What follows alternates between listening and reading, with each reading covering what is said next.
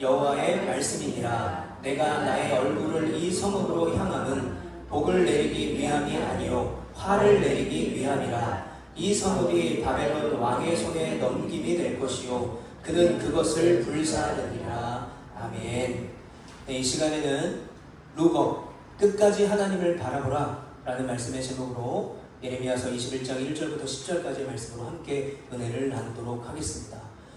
천문학 교수인 박사 민디와 대학원생이었던 케이트가 이 태양계 내에 있는 행성들을 연구하다가 어떤 한 행성이 6개월 후면 직접적으로 지구에 충돌한다라는 결과를 얻게 되었어요. 그래서 너무 두려워서 이 계산값들을 그 근처에 사는 이 과학자들에게 다 보내서 계산을 하게 합니다. 그런데 모두가 동일하게 6개월 뒤에 그 행성이 지구를 충돌한다는 결과가 나왔던 것이죠. 그런데 그 지구에 와서 부딪힐 행성의 크기가 우리가 알고 있는 에베레스트 산 크기였어요. 제가 조사를 해봤는데 넓이가 1200km고요. 높이가 8800km나 되는 그 해성이 6개월 뒤면 지구와 충돌한다는 결과를 얻게 되었습니다. 자, 그래서 이 사실을 6개월밖에 안 남았으니까, 지구 멸망이 6개월밖에 안 남았으니까 이 사실을 많은 사람들에게 알리기 위해서 먼저 대통령을 찾아갑니다. 그런데 대통령도 관심이 없어요. 자신의 정치적인 일에만 관심이 있고 SNS에서 자기가 얼마나 많은 지지율을 얻는지에 대한 관심이 있어요. 정치인들도 관심이 없고요. 심지어 나라를 지키는 국방부 장관도 관심이 없습니다. 그래서 이들이 TV쇼에 나와서 그 모든 사실을 사람들에게 알리지만 아무리 소리를 치고 욕을 해도 관심이 없다가 해성이 지구에 근접하니까 그때부터 난리가 났어요. 저는 사실 이 영화가 우리가 그동안에 봤던 재난 영화들을 보면 거의 90%는 지구가 멸망할 것 같다가 남은 10%에 갑자기 이 상황이 반전돼서 그 멸망의 위기를 넘어가게 되잖아요. 저도 그럴 줄 알았어요. 그런데 이 영화는 그 과학자들, 천문학자들이 예상한 대로 정확히 6개월 뒤에 그 해성이 지구를 멸망시키는 엔딩으로 끝이 납니다. 이 영화의 제목은 Don't Look Up입니다. 자, 위를 보지 말라라는 뜻이죠. 그런데 단순히 이것이 위를 보지 말라는 뜻이 아니라 진실을 외면하거나 또는 자신 앞에 있는 상황만을 바라보거나 또는 가짜뉴스나 단기적인 이익에 빠져있는 지금의 현실을 비판하는 말이기도 합니다. Don't look up. 하늘을 보지 말라. 여러분, 오늘 우리가 읽은 말씀은 예레미야서입니다. 그런데 여러분, 이 예레미야에게는요 별명이 하나 있습니다. 바로 눈물의 선지자였어요. 그렇다면 왜 이 예레미야가 이렇게 많은 눈물을 흘려야만 했을까요? 예레미야는 하나님의 말씀을 들은 대로 그대로 선포합니다. 그런데 남유다의 왕을 비롯해서 많은 백성들이 그 말씀을 듣는 그 모든 사람들이 하나님의 말씀을 거부합니다. 듣지도 않습니다. 그리고 그 말씀을 전했던 예레미야를 오히려 핍박합니다. 아무도 듣지도 않고 아무도 회개하지도 않고, 그런데 심판의 때는, 하나님이 말씀하신 심판의 때는 점점 가까우기 때문에 이 예레미야가 할 수 있는 것은 뭘까요? 그냥 통곡하면서 울면서 탄식하면서 하나님 앞에 이 나라를 구원해달라고 기도하는 일밖에 없었어요. 그래서 이 예레미야는 눈물의 선지자였습니다. 그런데 여러분, 우리가 오늘 읽었던 오늘의 본문의 상황은 더 심각합니다. 하나님의 심판이 임박했어요. 하나님의 심판이. 1절에 보면 남유다의 왕에 대해서 시드기야라고 우리에게 정보를 주고 있습니다. 그런데 여러분, 우리가 이 남유다의 역사를 보면 시드기야는 남유다의 마지막 왕이었어요. 그러니까 오늘 본문을 끝으로 이 남유다는 하나님의 심판을 면하지 못한 것이 됩니다. 또한 2절 말씀에 보면 그때의 예루살렘의 상황이 어땠는가? 바벨론의 느부갓네살 왕이 이 남유다를 쳐들어왔습니다. 자, 그런데 왜 이 바벨론이 이 이스라엘을 쳐들어왔는가? 열왕기하 24장 20절에 보면 이렇게 말하고 있습니다. 제가 읽어드리겠습니다. 여호와께서 예루살렘과 유다를 진노하시니 그들을 그 앞에서 쫓아내실 때까지 이르렀더라. 시드기야가 바벨론 왕을 배반하니라. 자, 이 바벨론이 남유다를 치러 왔던 이유는 시드기야가 바벨론 왕을 배신했기 때문에 그래요. 자, 우리가 열왕기하 말씀을 보면 이 예레미야 선지자가 눈물로 호소합니다. 하나님께 돌아가야 됩니다. 우리는 죄를 회개해야 됩니다. 그런데도 불구하고 이 시드기야는 회개하지 않아요. 하나님의 말씀으로 돌아가지 않습니다. 바벨론을 이겨보고자 어떻게 하냐면 자신의 힘으로는 이기지 못하니까 근처의 나라를 모으기 시작해요. 에돔, 모압, 암몬, 시돈, 두로 이 5개의 나라와 남유다가 연합하고요. 또 애굽에서 군마와 용병들을 데리고 와서 야, 이 정도면 우리가 바벨론을 이길 수 있겠지 하고 전쟁을 일으켰던 거예요. 하나님 앞에 회개하고 하나님께 돌아가야 되는 것이 맞는데 자신들의 힘을 이용해서 이기고자 했던 거죠. 그런데 물론 그 일은 실패로 돌아가요. 그래서 그 반역에 화가 난 바벨론 왕이 쳐들어온 것입니다. 그래서 오늘 본문 속 상황을 자세히 살펴보면 시드기야 왕이 된 지 9년부터 11년까지 지속적으로 이 바벨론이 계속해서 이 남유다를 이스라엘을 공격합니다. 그리고 오늘 본문의 상황은 이 남유다가 망하기 약 2년 전, 멸망당하기 약 2년 전이었어요. 그러니까 하나님의 심판이 임박했던 때였죠. 그나마 다행인 것은 아직 예루살렘은 바벨론으로부터 포위되지 않았을 때였습니다. 자, 우리 오늘 본문 성경을 펴시고 2절 말씀을 같이 한번 읽어보겠습니다. 2절 말씀입니다. 시작. 바벨론의 느부갓네살 왕이 우리를 치니 청컨대 너는 우리를 위하여 여호와께 간구하라. 여호와께서 혹시 그의 모든 기적으로 우리를 도와 행하시면 그가 우리를 떠나리라 하니. 아멘. 연합군으로 전쟁을 해도 패했습니다. 그리고 하나님의 심판이 임박했습니다. 남유다의 왕 시드기야 발에 불이 떨어진 것이죠. 그랬더니 어떻게 합니까? 이제는 더 이상 기댈 곳이 없으니까 자신들의 부하들을 시켜서 예레미야에게 가서 기도 요청을 하고 있는 거예요. 뭐라고 기도 요청을 하냐면 지금 바벨론이 쳐들고 있다. 선지자여, 당신이 이 나라를 위해 눈물로 열심히 기도하고 있다는 것을 내가 안다. 혹시 행여나 하나님께서 큰 기적으로 우리를 도우셔서 이 바벨론을 떠나게 해줄 수도 있으니 기도 좀 해달라 라는 요청이었습니다. 그런데 여러분, 이 요청에는 잘못된 말이 있어요. 뭐냐면 혹시라는 말이었습니다. 혹시 하나님이 우리를 도우셔서. 이들에게는 남은 방법이 없습니다. 이제 그냥 멸망당하는 일밖에 남지 않았는데도 불구하고 하나님을 믿어야 되는데 하나님을 신뢰하지 못하고 혹시 하나님이 도우시면 이라고 기도 요청을 했던 거예요. 또한 이 시드기야가 이 예레미야에게 이렇게 기도 요청을 했던 것은 과거에 이 남유다에 있었던 놀라운 기적을 기억했기 때문에 그래요. 아마도 그 100년 전에 일어났던 그 놀라운 기적은 남유다 대대로 아마도 그 이야기가 내려져 왔을 것입니다. 100년 전에 어떤 일이 일어나냐면 남유다의 왕이 그때 히스기야였습니다. 그때는 강했던 아수르의 사네립 왕이 이 이스라엘을 쳐들어왔습니다. 남유다를.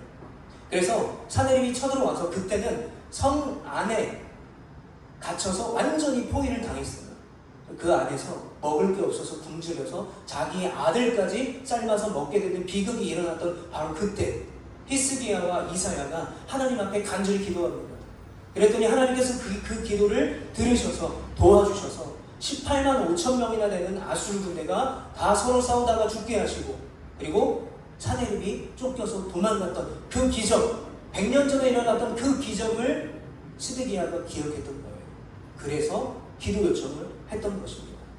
그런데 여러분, 안타까운 것은 뭐냐면 시드기야는 히스기야랑 이름만 비슷하지 영적으로는 전혀 완전히 다른 왕이었어요. 이 시드기야를 열왕기하 24장에서 이렇게 말하고 있습니다. 시드기야가 왕이 될 때 나이가 21세라 예루살렘에서 11년간 다스리니라.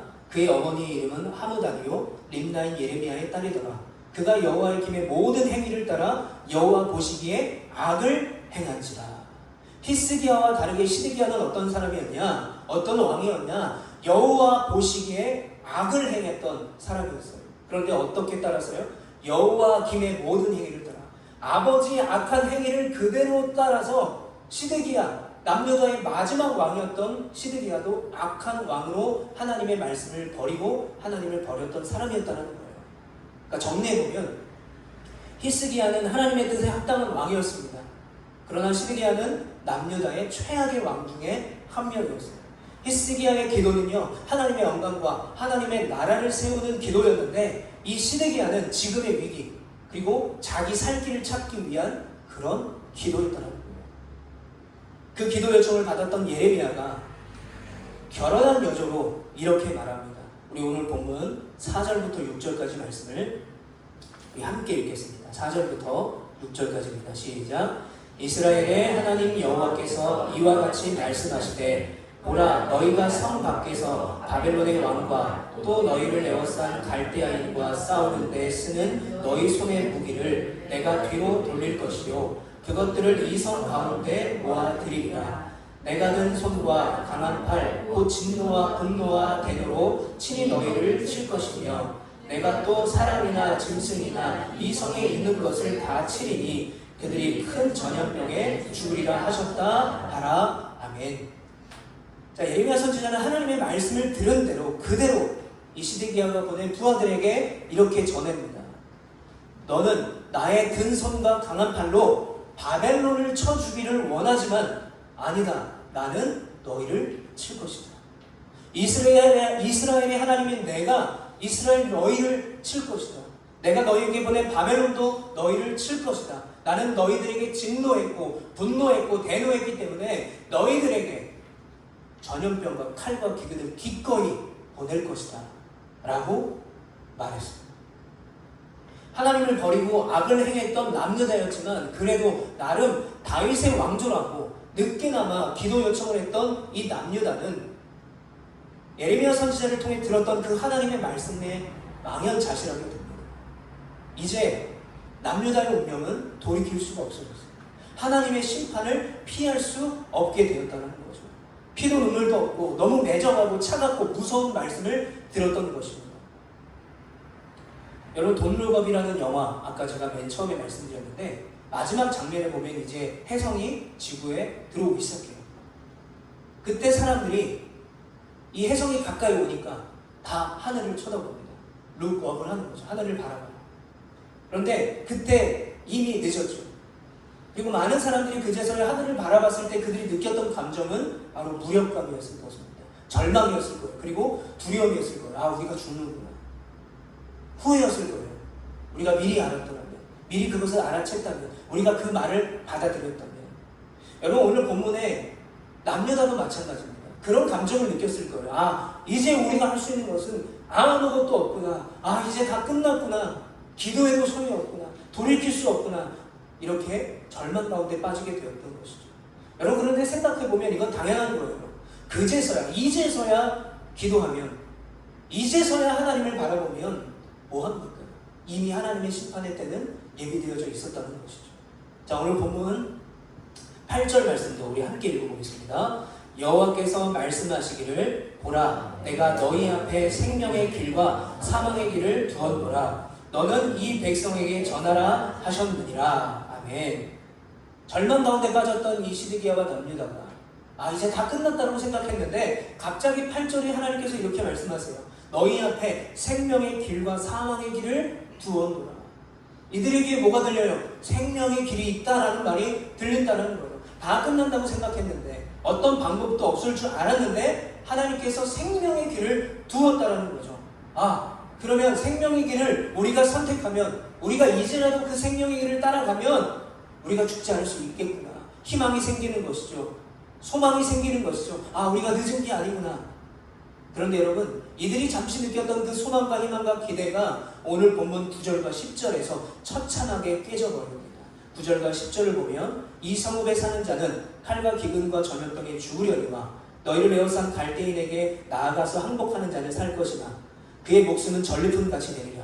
여호와의 말씀이니라. 내가 나의 얼굴을 이 성읍으로 향함은 복을 내리기 위함이 아니요 화를 내리기 위함이라. 이 성읍이 바벨론 왕의 손에 넘김이 될 것이요 그는 그것을 불사르리라. 아멘. 이들이 느꼈던, 잠시 느꼈던 그 소망, 생명의 길이 있다라고 했던 그 생명의 길이 남유다가 기대했던 그 생명의 길이 아니었어요. 하나님께서 말씀하고 계신 생명의 길은 뭡니까? 바벨론에게 항복하라는 거예요. 바벨론에게 항복하면 너희들이 생명을 유지할 수 있어 라는 거예요. 근데 만약에 너희가 항복하지 않고 그 성에, 예루살렘에 남아있으면 너희들은 칼과 기근과 전염병으로 죽을 거야. 그러니까 너희는 어차피 남아도 죽고 방법은 항복하는 것밖에 없어 라는 것이죠. 항복하면 생명은 유지할 수 있다는 것이죠. 결국 이들이 바벨론 포로로 끌려가서 그냥 전리품 취급당하는 삶을 살게 될 것입니다. 이들이 기대했던 생명의 길에서 얻게 되는 것은 단순히 그저 목숨밖에 없었던 거예요. 그리고 남유다를 향한 하나님의 생각은 복을 주는 것이 아니라 그들에게 화를 주신다라고 말씀하고 계세요. 잠시 가졌던 그들의 희망과 소망이 또 사라졌습니다. 여러분, 지금까지 나눴던 말씀을 한번 정리해 보도록 하겠습니다. 먼저 2절을 보게 되면 이 시드기야가 바벨론의 공격 앞에서 뭘 기억합니까? 100년 전 남유다 땅에 일어났던 하나님의 행하신 그 기적을 기억해냅니다. 그래서 그때의 기적만을 바라보며 그제서야 하나님의 구원의 손길을 원했습니다. 그런데 기도 요청을 할 때 혹시라는 말을 붙이죠. 하나님을 100% 신뢰하지 않죠. 여러분, 우리가 지난주에 나눴던 말씀을 기억해보면 기적은 제대로 된 믿음을 만들어내지 못한다는 말씀을 나눴습니다. 기적만을 바라게 된다는 거예요. 어떤 사람이 예수님을 통해서 기적을 경험하게 되면 더 배부르고 싶고 뭔가 나에게 충만이 있으면 더 가지고 싶고 하나님이 나를 회복시켜 주시면 예수님이 나를 회복시켜 주시면 더 회복시킴을 받고 싶은 것이 사람의 본능이라는 거예요. 예수 그리스도를 통한 구원이 아니라 예수님의 기적만을 바라보며 예수님의 기적만을 몰두하게 되는 것은 결국 믿음을 만들어내지 못한다는 말씀을 드렸습니다. 오늘 본문의 시드기야도 마찬가지입니다. 하나님의 말씀을 배신했습니다. 그리고 우리가 구약의 역사를 보면 그렇게 질리도록 반복됐던 이스라엘의 죄 앞에서도 끝까지 인내하셨던 하나님이셨는데 오늘 본문에 뭐라고 말씀하셨어요? 그 하나님이 진노와 분노와 대노를 일으키게 했던 그들의 죄는 여전히 회개하지 않았던 거예요. 회개는 없고 기적이라고 말하는 요행만을 바랬던 것입니다.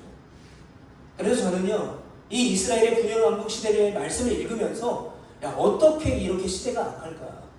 아니, 어떻게 하면 이렇게 악한 왕들이 많을까? 오히려 사사시대, 그들의 속에서 옳은 대로 살았던 그 사사시대가 더 나을지도 모르겠다라는 생각을 하게 돼요. 왜냐면요, 여러분, 남유다와 북이스라엘의 왕을 합치면 39명이 됩니다. 그런데 그 중에서 하나님이 말씀에서 선하다라고 인정하는 왕은 남유다의 히스기야와 요시야 2명밖에 없어요. 북이스라엘은 선하다는 왕이 1명도 없어요.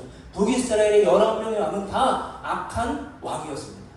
이런 참혹한 역사를 지켜보면서 저는 한 가지 반복되는 북이스라엘의 역사에 하나님이 말씀하시는 한 말씀을 주목하게 돼요. 어떤 말씀이냐면 여로보암의 죄를 따랐다라는 말씀입니다. 여로보암의 길을 갔다라는 말씀이에요. 북이스라엘의 19명의 왕 중에 아무도 하나님 앞에 선한 왕이 없었어요. 그런데 악한 왕이 등장할 때마다 반복되는 문장이 뭐냐? 여로보암의 전철을 따랐다, 여로보암의 죄를 따랐다, 여로보암의 길을 따랐다라는 거죠. 즉 여로보암이라는 최악의 악한 왕의 모습을 답습하고 그 악한 본보기로 결국 악한 왕이 악한 왕을 만들어낸 것입니다. 좋은 왕이 없었고 선한 왕이 없었기 때문에 좋은 본보기가 없었기 때문에 악한 왕들이 가득 찰 수밖에 없었습니다. 그러니까 어떻게 됩니까? 하나님을 떠나고 말씀을 버리고 하나님을 버리고 우상을 숭배하는 일을 행하게 되는 거죠. 그들 나름대로의 선을 찾지만 하나님의 말씀이 없이는 하나님이 주시는 선을 찾을 수가 없었기 때문에 전부 다 악한 왕들만 있었던 것이에요. 그래서 제가 이 역사를 읽어보면서 어쩌면 사사시대가 더 나았을지도 모르겠다라고 생각을 하게 돼요. 여러분, 저희 집 바로 옆에 이제 90대 할머니 한 분이 살고 계세요. 그래서 이제 아드님이 가끔 오셔가지고 이제 작은 밭도 일구시고 또 이것저것 작업도 하시고 또 할머니를 돌보세요. 그리고 거기에는 꼭 닭을 한 마리를 키우고 계세요.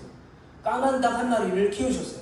제가 이사 오고 나서 이제 2년 가까이 됐는데 이사를 왔는데 제법 큰 검정 닭이 있었습니다. 근데 어느 날 갑자기 검정 닭이 보이지 않는 거예요. 그래서 제가 할머니께 여쭤봤더니 들개가 까만 닭을 물고 갔다는 거예요. 그래서 작년 가을 초부터 새로운 닭이 들어왔어요. 아주 작은 또 까만 닭이 들어왔습니다. 그런데 저희 집에서 이 닭 울음소리가 들려요.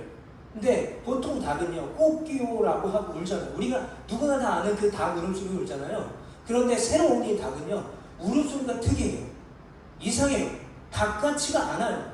꼬끼오라고 우리가 잘 알고 있는 그런 울음소리로 울지가 않아요. 그래서 제가 그 닭 소리를 들으면서 왜 저 닭은 닭인데 저런 소리를 낼까라고 생각을 하다가 갑자기 떠오른 생각이 있었어요. 예전에 있었던 들기가 물어갔던 그 검정 닭은요, 제대로 된 닭 소리를 냈어요. 그런데 그 닭이 살던 집을 도로를 살짝 건너면 거기에 흰 닭 한 마리가 있었어요. 굉장히 크고 뚱뚱한 닭이었는데, 근데 이 닭이 울면요, 이 검정 닭이 따라 불어요. 이 닭이 꼬끼오라고 울면 얘도 꼬끼오라고 울고요, 얘가 꼬끼오라고 하면 얘가 또 꼬끼오. 이게 돌림 노래처럼 반복이 되다가 끝나요. 제대로 된 꼬끼오 소리였어요. 그런데 제가 어느 날 보니까 이 흰 닭이 없어요. 길을 가다가 보면 이렇게 살짝 보면 닭장이 보이는데 그 흰 닭이 없는 거예요. 그러니까 새로 왔던 이 작은 닭은 혼자 있는 거죠. 제대로 된 닭 울음소리를 듣지 못하는 거예요. 그러니까 배우지도 못하고 본보기가 되는 닭이 없으니까 이상하게 자신이 낼 수 있는 닭 흉내를 최대한 열심히 내고 있었던 거죠. 여러분, 오늘 본문에 이 여호와의 길을 떠나서 악한 본보기를 따랐던 왕들, 또 오늘 그 여호와 김의 악한 행위를 따라서 왕이 됐던 악한 시드기야가 다스렸던 남유다의 결말은 어떻습니까? 그냥 목숨만 부지한 채 바벨론의 포로로 잡혀가는 신세였습니다. 전리품처럼 물건 취급당하는 인생이 되었습니다. 그런데 그것이 유일한 생명의 길이래요. 아무런 희망이 없습니다. 너무 참담합니다. 그러다 이미 엎질러진 물이고 돌이킬 수 없어요. 왜 그럴까요? 그들이 그럴만하게 살아왔기 때문입니다. 회개도 없이, 믿음도 없이, 그리고 합당한 열매도 없이 죄악 속에서 살아왔기 때문입니다. 이미 도끼가 나무 뿌리에 놓여서서 나무마다 찍혀 불에 던져질 운명이 될 수밖에 없었던 것이죠. 그런데 이 절망의 메시지를 제가 오늘 본문 말씀으로 선택한 이유가 있습니다. 여러분, 끝까지 이 메시지가 절망의 메시지라면 제가 여러분들에게 왜 이 말씀을 전하겠습니까? 이 절망의 메시지, 희망과 소망을 아무것도 찾을 수 없는 이 상황 속에서도 우리가 찾아낼 수 있는 한 가지 유일한 소망이 있기 때문에 그래요. 4절 말씀에 보면 이스라엘의 하나님 여호와께서 라고 말합니다. 5절에 보면 너희를 칠 것이며. 이게 무슨 말입니까?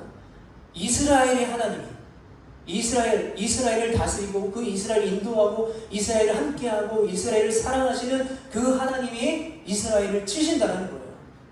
누굴 사용해서? 바벨론을 사용해서 이스라엘을 치신대요. 그런데 성경에서는 바벨론을 사용해서 이스라엘을 치는 하나님이 바벨론의 하나님이 아니라 그럼에도 불구하고 여전히 이스라엘의 하나님이라고 말씀하고 있다는 거죠.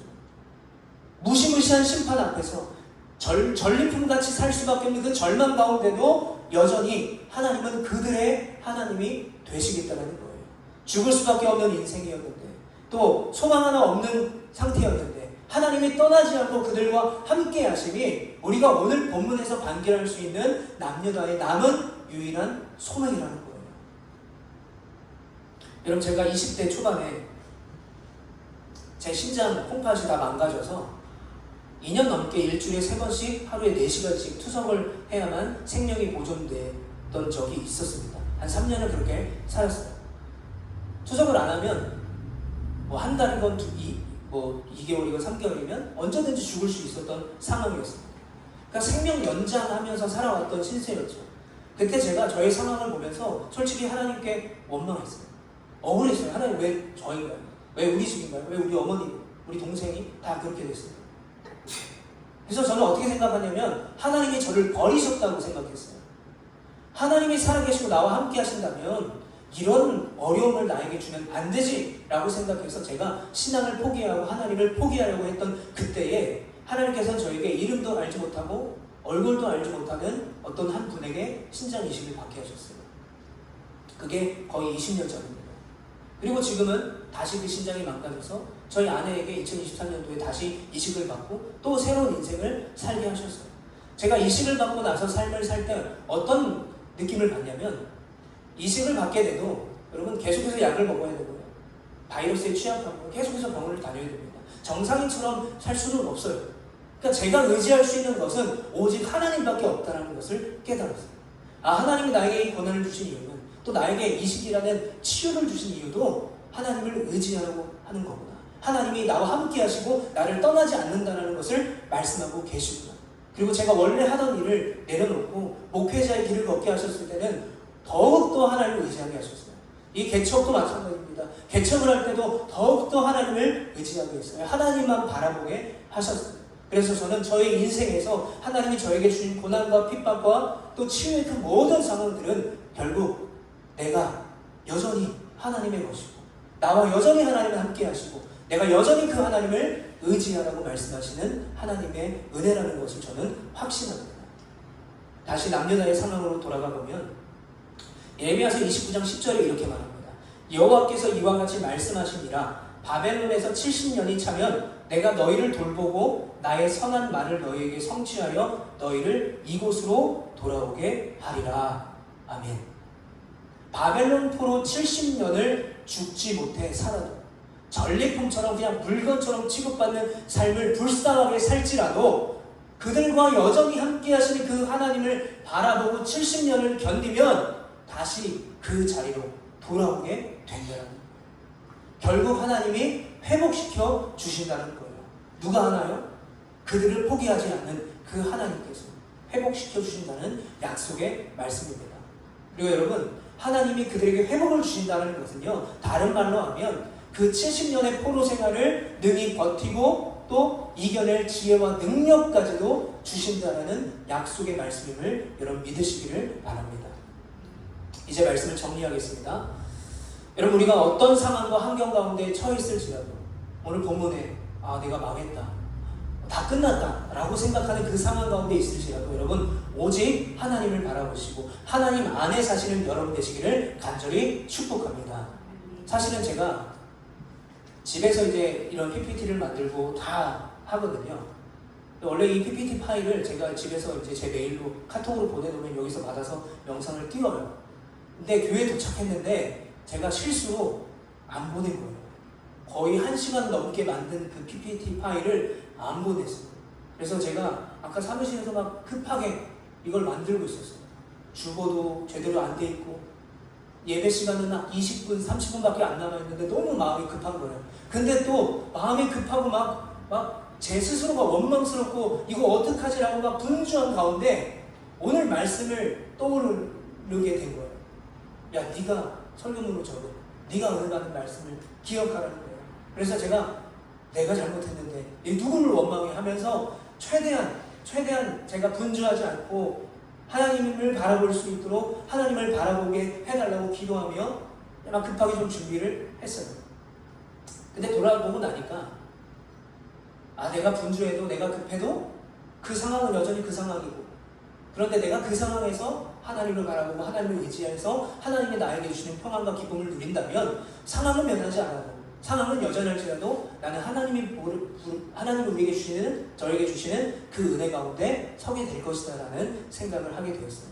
여러분, 행여 우리의 삶이 전리품처럼 때로 억울하고 아프고 슬퍼도 또 죽지 못해 사는 인생같이 소원 없는 삶일지라도 여러분, 룩업, 하나님을 바라보시기 바라요. 이 룩업이라는 다른 영어 단어의 뜻은요, 찾다라는 뜻도 가지고 있고요, 회복하다라는 뜻을 가지고 있어요. 룩업, 우리가 하는 눈을 들어 산을 바라보고 눈을 들어 하나님을 바라보고 찾을 때 하나님 우리를 회복시켜 주신다는 사실을 믿으시길 간절히 축복합니다. 견딜 수 있고 버틸 수 있는 것, 여러분 그것도 하나님의 은혜라는 것을 기억하시면 좋겠어요. 그래서 오직 하나님만 바라보고 하나님만 찾고 하나님이 주시는 은혜와 평강 안에서 회복이 되는 우리 모두가 되시기를 간절히 축복합니다.